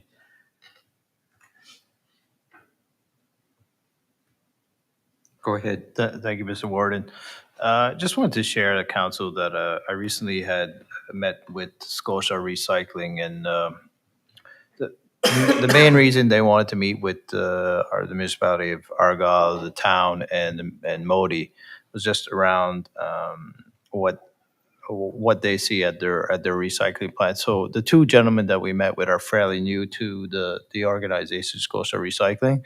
So and they have kind of looked at what they do in their plant up in the valley and how it all works, and so they're making changes to their operations, and part of it is also looking at the waste that we send them, or the recycle, not the waste, it should be the recycle stuff that we send them, and they're kind of looking at what we're sending and is it okay or not okay. So in the meantime, the first meeting we had with them, they kind of asked us to kind of look at an audit of our stuff that we're receiving at our transfer plant. So we did an audit, or I shouldn't say we, the manager at the plant did an audit of all the haulers every day. If either they come from Argyle, or they come from town, or they come from the Modi, and he would do a survey, basically an audit of what they were receiving. So, and the stats that we received are, and again, we're only talking about recycling here, not garbage, but in the recycling bag for those for Argyle, 5% of those bags should have been in the garbage. Like that was that much garbage in those bags. And the main goal is because we have two streams. We have plastic and they call it fiber, but paper, whatever you want to call it. They want like that separated. But what we're getting is mixed bags. So we have people that are putting in the fiber with plastic, and maybe people just want to say, well, it's all recycled, this, I'll put it in one and throw it out there. Because 16% of those bags that we got from Argyle that they received at the transfer station were mixed bags. And then the 35% were fiber bags and 44, which was really good. And they did that for Yarmouth, and their numbers are even a little higher, like their garbage out in Yarmouth town was like 12%, and at Modi was like 7 or 8%. So, so all that to say is that they're saying we should try to do better, I guess, with what we're shipping to them, because what happens is if you're sending a mixed bag and it's getting processed, and if they're processing plastic, they'll process the plastic, but all the paper that's in that bag now becomes, they call it residual, but it will be garbage. And they have to take that and they ship it to their landfill. And it's costing them money, which is in turn costing us some money. So they're hoping that we can do a few things to change that. And they showed us a picture of our stuff that we ship from the plant from Yarmouth to them. And as they're processing it, and it's a couple of pictures, and I could not tell if they were processing plastic or if they were processing fiber, because it was just a mixture of all. So I guess what I got from them is we're not doing a great job at it. But the other facts are that we have 75% of the people do it right. They're hoping that we can get a little bit better with that.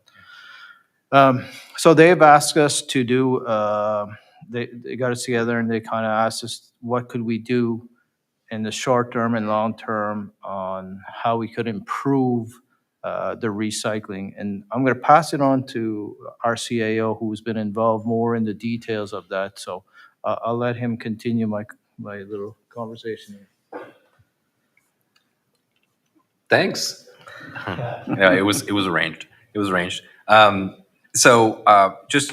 Just to circle back a little bit, this is recycling. So as you know, and we pay a fee for recycling per metric ton, and the fee gets paid by the waste park. So that's your landfill. The landfill has its own organization. It's shared by the 3 units. I know this might not be correct, but last I checked, it might be in or around $135 to $145 a metric ton. That's what you will be charged. This used to be produced in Yarmouth, as you remember. So they closed that, and as an olive branch to us, because a lot of jobs were lost. It was their job, so it was jobs local. They moved it into the valley, and as a consequence, they agreed to pay for the transportation of that product. So just to give you a quick heads up, you know what you do with the bags. You're a resident of this municipality. You know what you do. You put it at the side, it gets picked up. And so you either did a really good job or somewhere in between poor and moderate in your 2 bags. Those bags go on. I'm saying what's approximately happening today, and some of the things that we have to do to make things different. And then it goes on to the tipping. It goes to the tipping fee facility where we bring all our garbage, and then it gets picked up by Scotia Recycling and brought to the valley. So it's picked up, dropped, picked up, dropped. If it was garbage, it would be picked up, dropped, and we'd ship it right to Queens at a lower cost to us. And it would be no revenue or no cost to Scotia. They wouldn't have to deal with it. The problem with them getting garbage is that they're getting hit twice, right? So keep in mind, Scotia Recycling is responsible for the sale of this product. So part of the reason why the metric tonnage is what it is because they can offset some of their costs for the sale of the product, most of which comes out of fiber, but some also comes out of plastic. So this sounds a little bit of a kind of a history lesson, but that's what they do. So that's why the tonnage can be moved down to 135, 145. I have seen that number be over 200 a metric ton for organizations that did not do it the same way as Scotia Recycling is doing it now. There are very few players in this area. They are the biggest player in the province, and they've invested millions of dollars in equipment in order to properly manage the flow. But they cannot do that well with the way the garbage is being sorted. I think if the resident can do this and do it well, that's the answer. Because all you do is pick it up, you drop it, you pick it up, you drop it, everything is good, right? But if it's done poorly, it's very difficult for us to fix the problem. If we don't fix the problem, we will be paying more. I guarantee you that. We will be paying more because somebody has to sort through this, right? So it's either going to get sorted depending on where it gets landed and moved, it's going to get sorted some way, somehow. And if it can't be sorted, then somebody is losing money. And if they are, they're going to look to recover that cost. So this is a true issue for us. So our initiative, threefold, being the 3 units, we've been meeting very much with Scotia Recycling, gone through, some of the issues. They're very helpful with us. I want to be very clear about that. They've been very helpful helping us. Well, we can do this. How can you do this? Blah, blah, blah. At the end of the day, we need to recycle our education on how we do blue bags. So attached to this, you'll see an example. It may not look exactly like that. We will look at it internally. We just received it today. There is a pamphlet that went out to the town of Yarmouth residents that basically said, it goes in this, very much an updated or modernized version of what goes in your blue bags, and don't mix them. And this is why, we have to be telling our residents why it's important not to do that. Most people are like, what's recycling, right? Like my mother might put them both in the same bag. She only has one bag of recycles. What's the big deal? It's all recycles. It is a big deal because of the way it gets managed at the end. So our residents may not know that. They've never been told that. They've been rejected. We've had rejection stickers go on bags that were clearly offside. We've done that in the past. We hope to do that again. So this is where council may get some phone calls. What we want to do is educate first, is get the information out there, make sure everybody's got something in their mailbox that says this is what it looks like, this is what you should be doing. If you have any questions, call Waste Check. Waste Check is standing behind this 100%. They see the value of it. They will be supporting both the education piece as well as when we have to put stickers on bags rejecting them, because that's a really good lesson for any resident. I know if I get a sticker, I won't be happy, but you know what? I messed up, and I got to fix it. So Waste Check is going to support the haulers in that area because it's a complicated thing for the haulers to deal with. If they think they got to go pick it up again, they're going to want to pick it up once, not twice. So we don't want to encourage negative repercussions to the hauler either, because they've been so wonderful to us, and it's not a cheap service. So that's kind of the other part of the equation. We are going to go down that road. We'll be meeting with Scotia Recycling tomorrow, the 2 of us, as well as the CEOs of the other 2 units, to make sure that they understand. Look at that. They make sure they understand that what we're trying to do here. If we are moving forward and making it better, that's an important message to our contractor, we believe, because the contract will come to an end. And when it comes to an end, it has to be negotiated. And we want to make sure that we deal with this before that. That's right.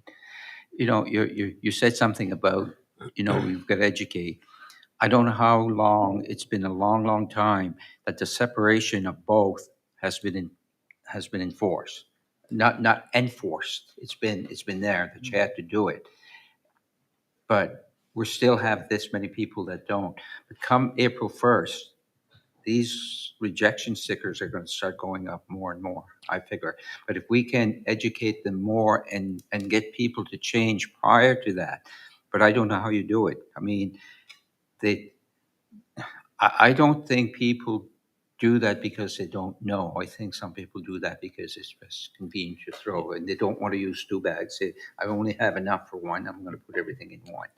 So anyway, definitely there has to be more education and more pushing for why this is being done, because it's hard on the system. Their system, if it's mixed, it can damage their machinery as well. Well, it's I hate to use such an odd comparison, but you see signs all over the place in public bathrooms. Like, there's only so many things you can flush down a toilet. Right. And so you don't really care too much when it's somebody else's septic tank, but when it's your own, you may think differently about what you put in there. And it's the same concept. Is that there are ramifications to doing things improperly. It's not that the rules don't have meaning. No. So I think there's new residents here. We may think and they those know, people may not know. but they may not know. So Exactly. we're going to hit them again, and we're just going to remind, we do get complacent as human beings, and that's not a criticism. We're all like that. So we just have to kind of reiterate the reasons why. I don't know that we've done a great, we can always do better. I just shouldn't say we didn't do a great job. We can always do better at illustrating the why. Like, why is this important, right? And I think that's where we are. Right And now. I think that's the important thing, so that they know why. Exactly. We've got some speakers here. I've got Councillor Sonia first. Thank you.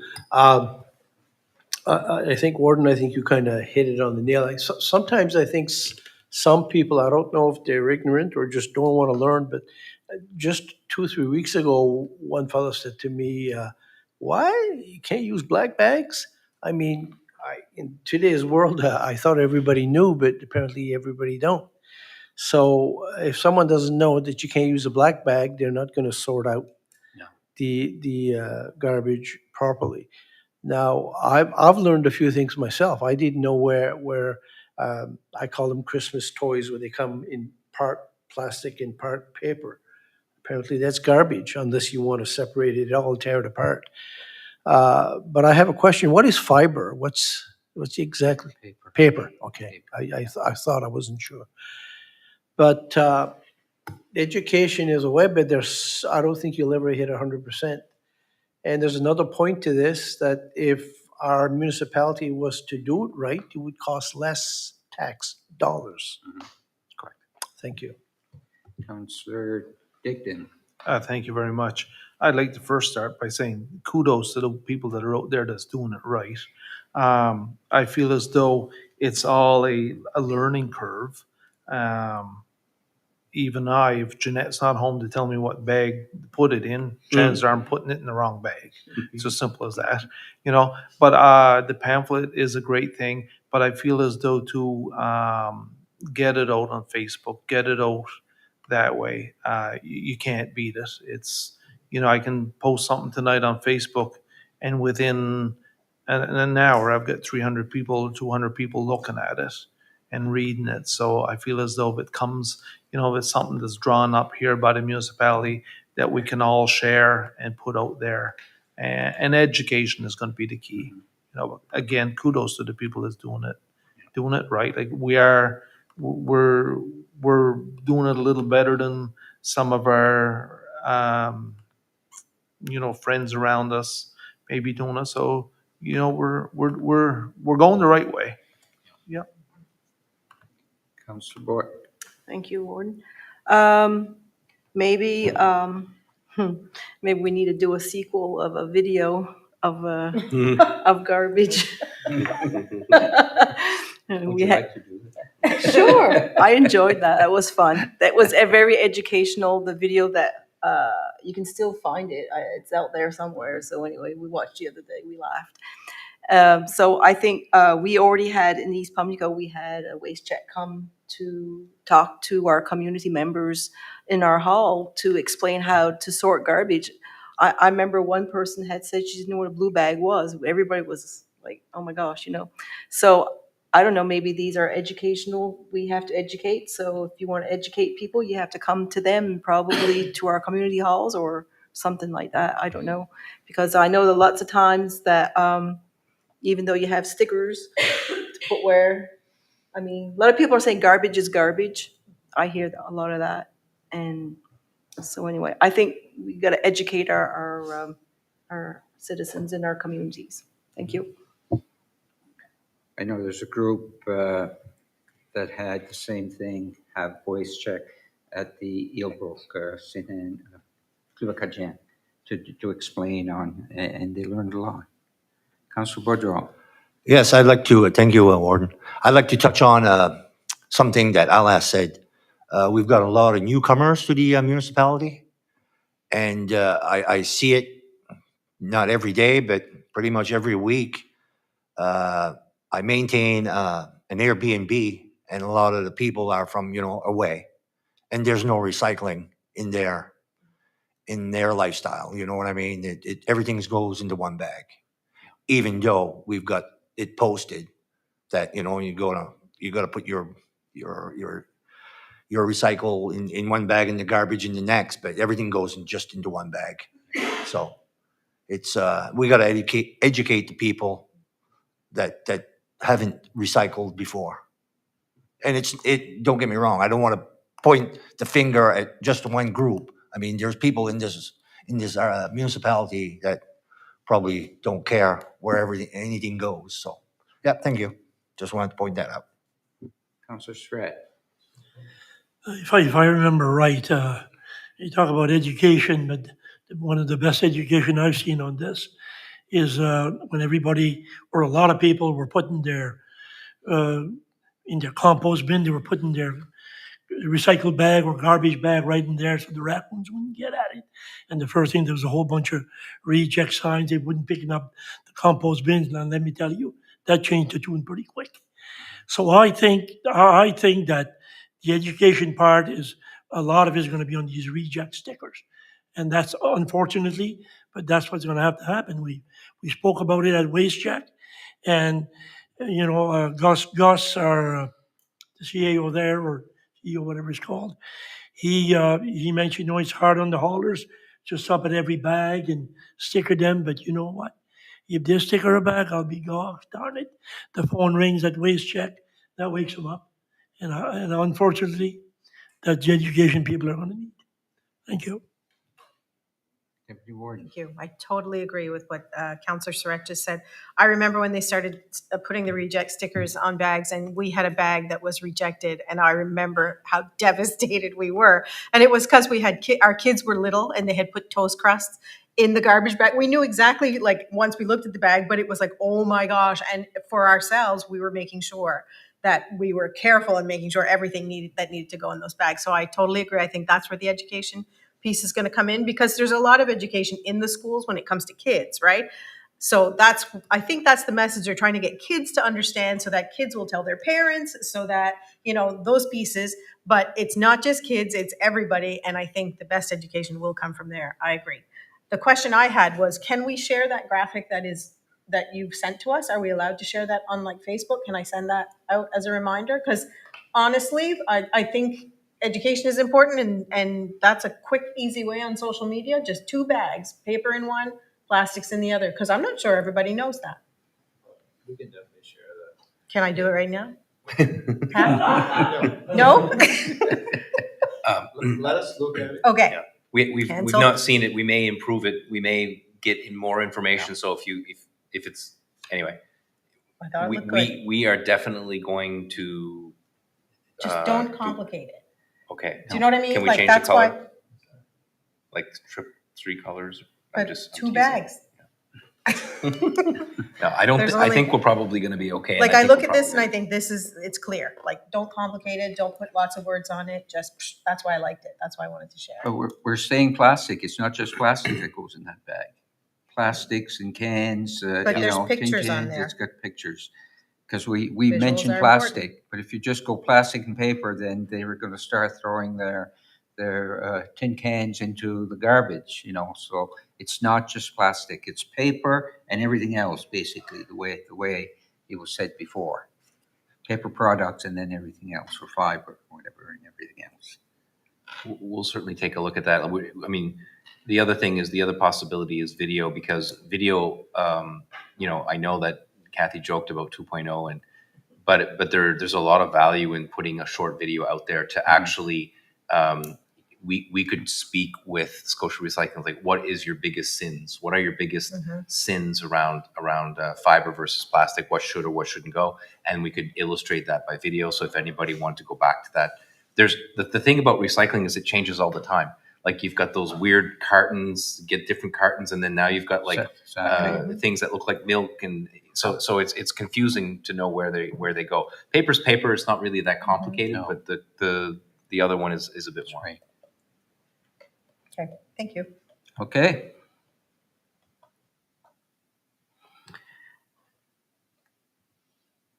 Airdrop. I'm going to decline that one. I think it probably came from mine. It came from yours. The next one has to do with the service exchange. There's a letter from Brenda Chisholm Beaton. And there's one from and SFM. So I don't know if anybody has any questions on those.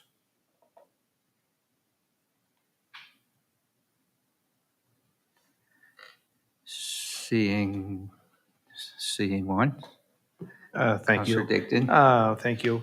If I may, I feel as though that the people that was on this committee and meeting, doing a lot of the work, the foundation work, I feel as though they done a great job of it, and I'd like to make a motion that the municipality of Argyle and that send them a thank you letter for all the work that they've put into it, and also to the province and that Mr. Lohr, and that because I feel as though when you look at it, I think everything came out pretty good for it. There was a lot of uncertainty at first when it first came out, but they've conducted a lot of meetings. They were very thorough with their answers.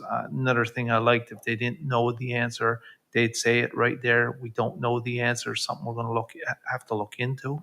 And although it is an agreement and a service agreement, like they said, if something comes up down the road, a couple of years time or whatever, they'll definitely reevaluate it and look into it again. So it wasn't cut and dried as far as I was concerned by what they were saying. So I'd like to make that a form of a motion. That's all. Is there a seconder?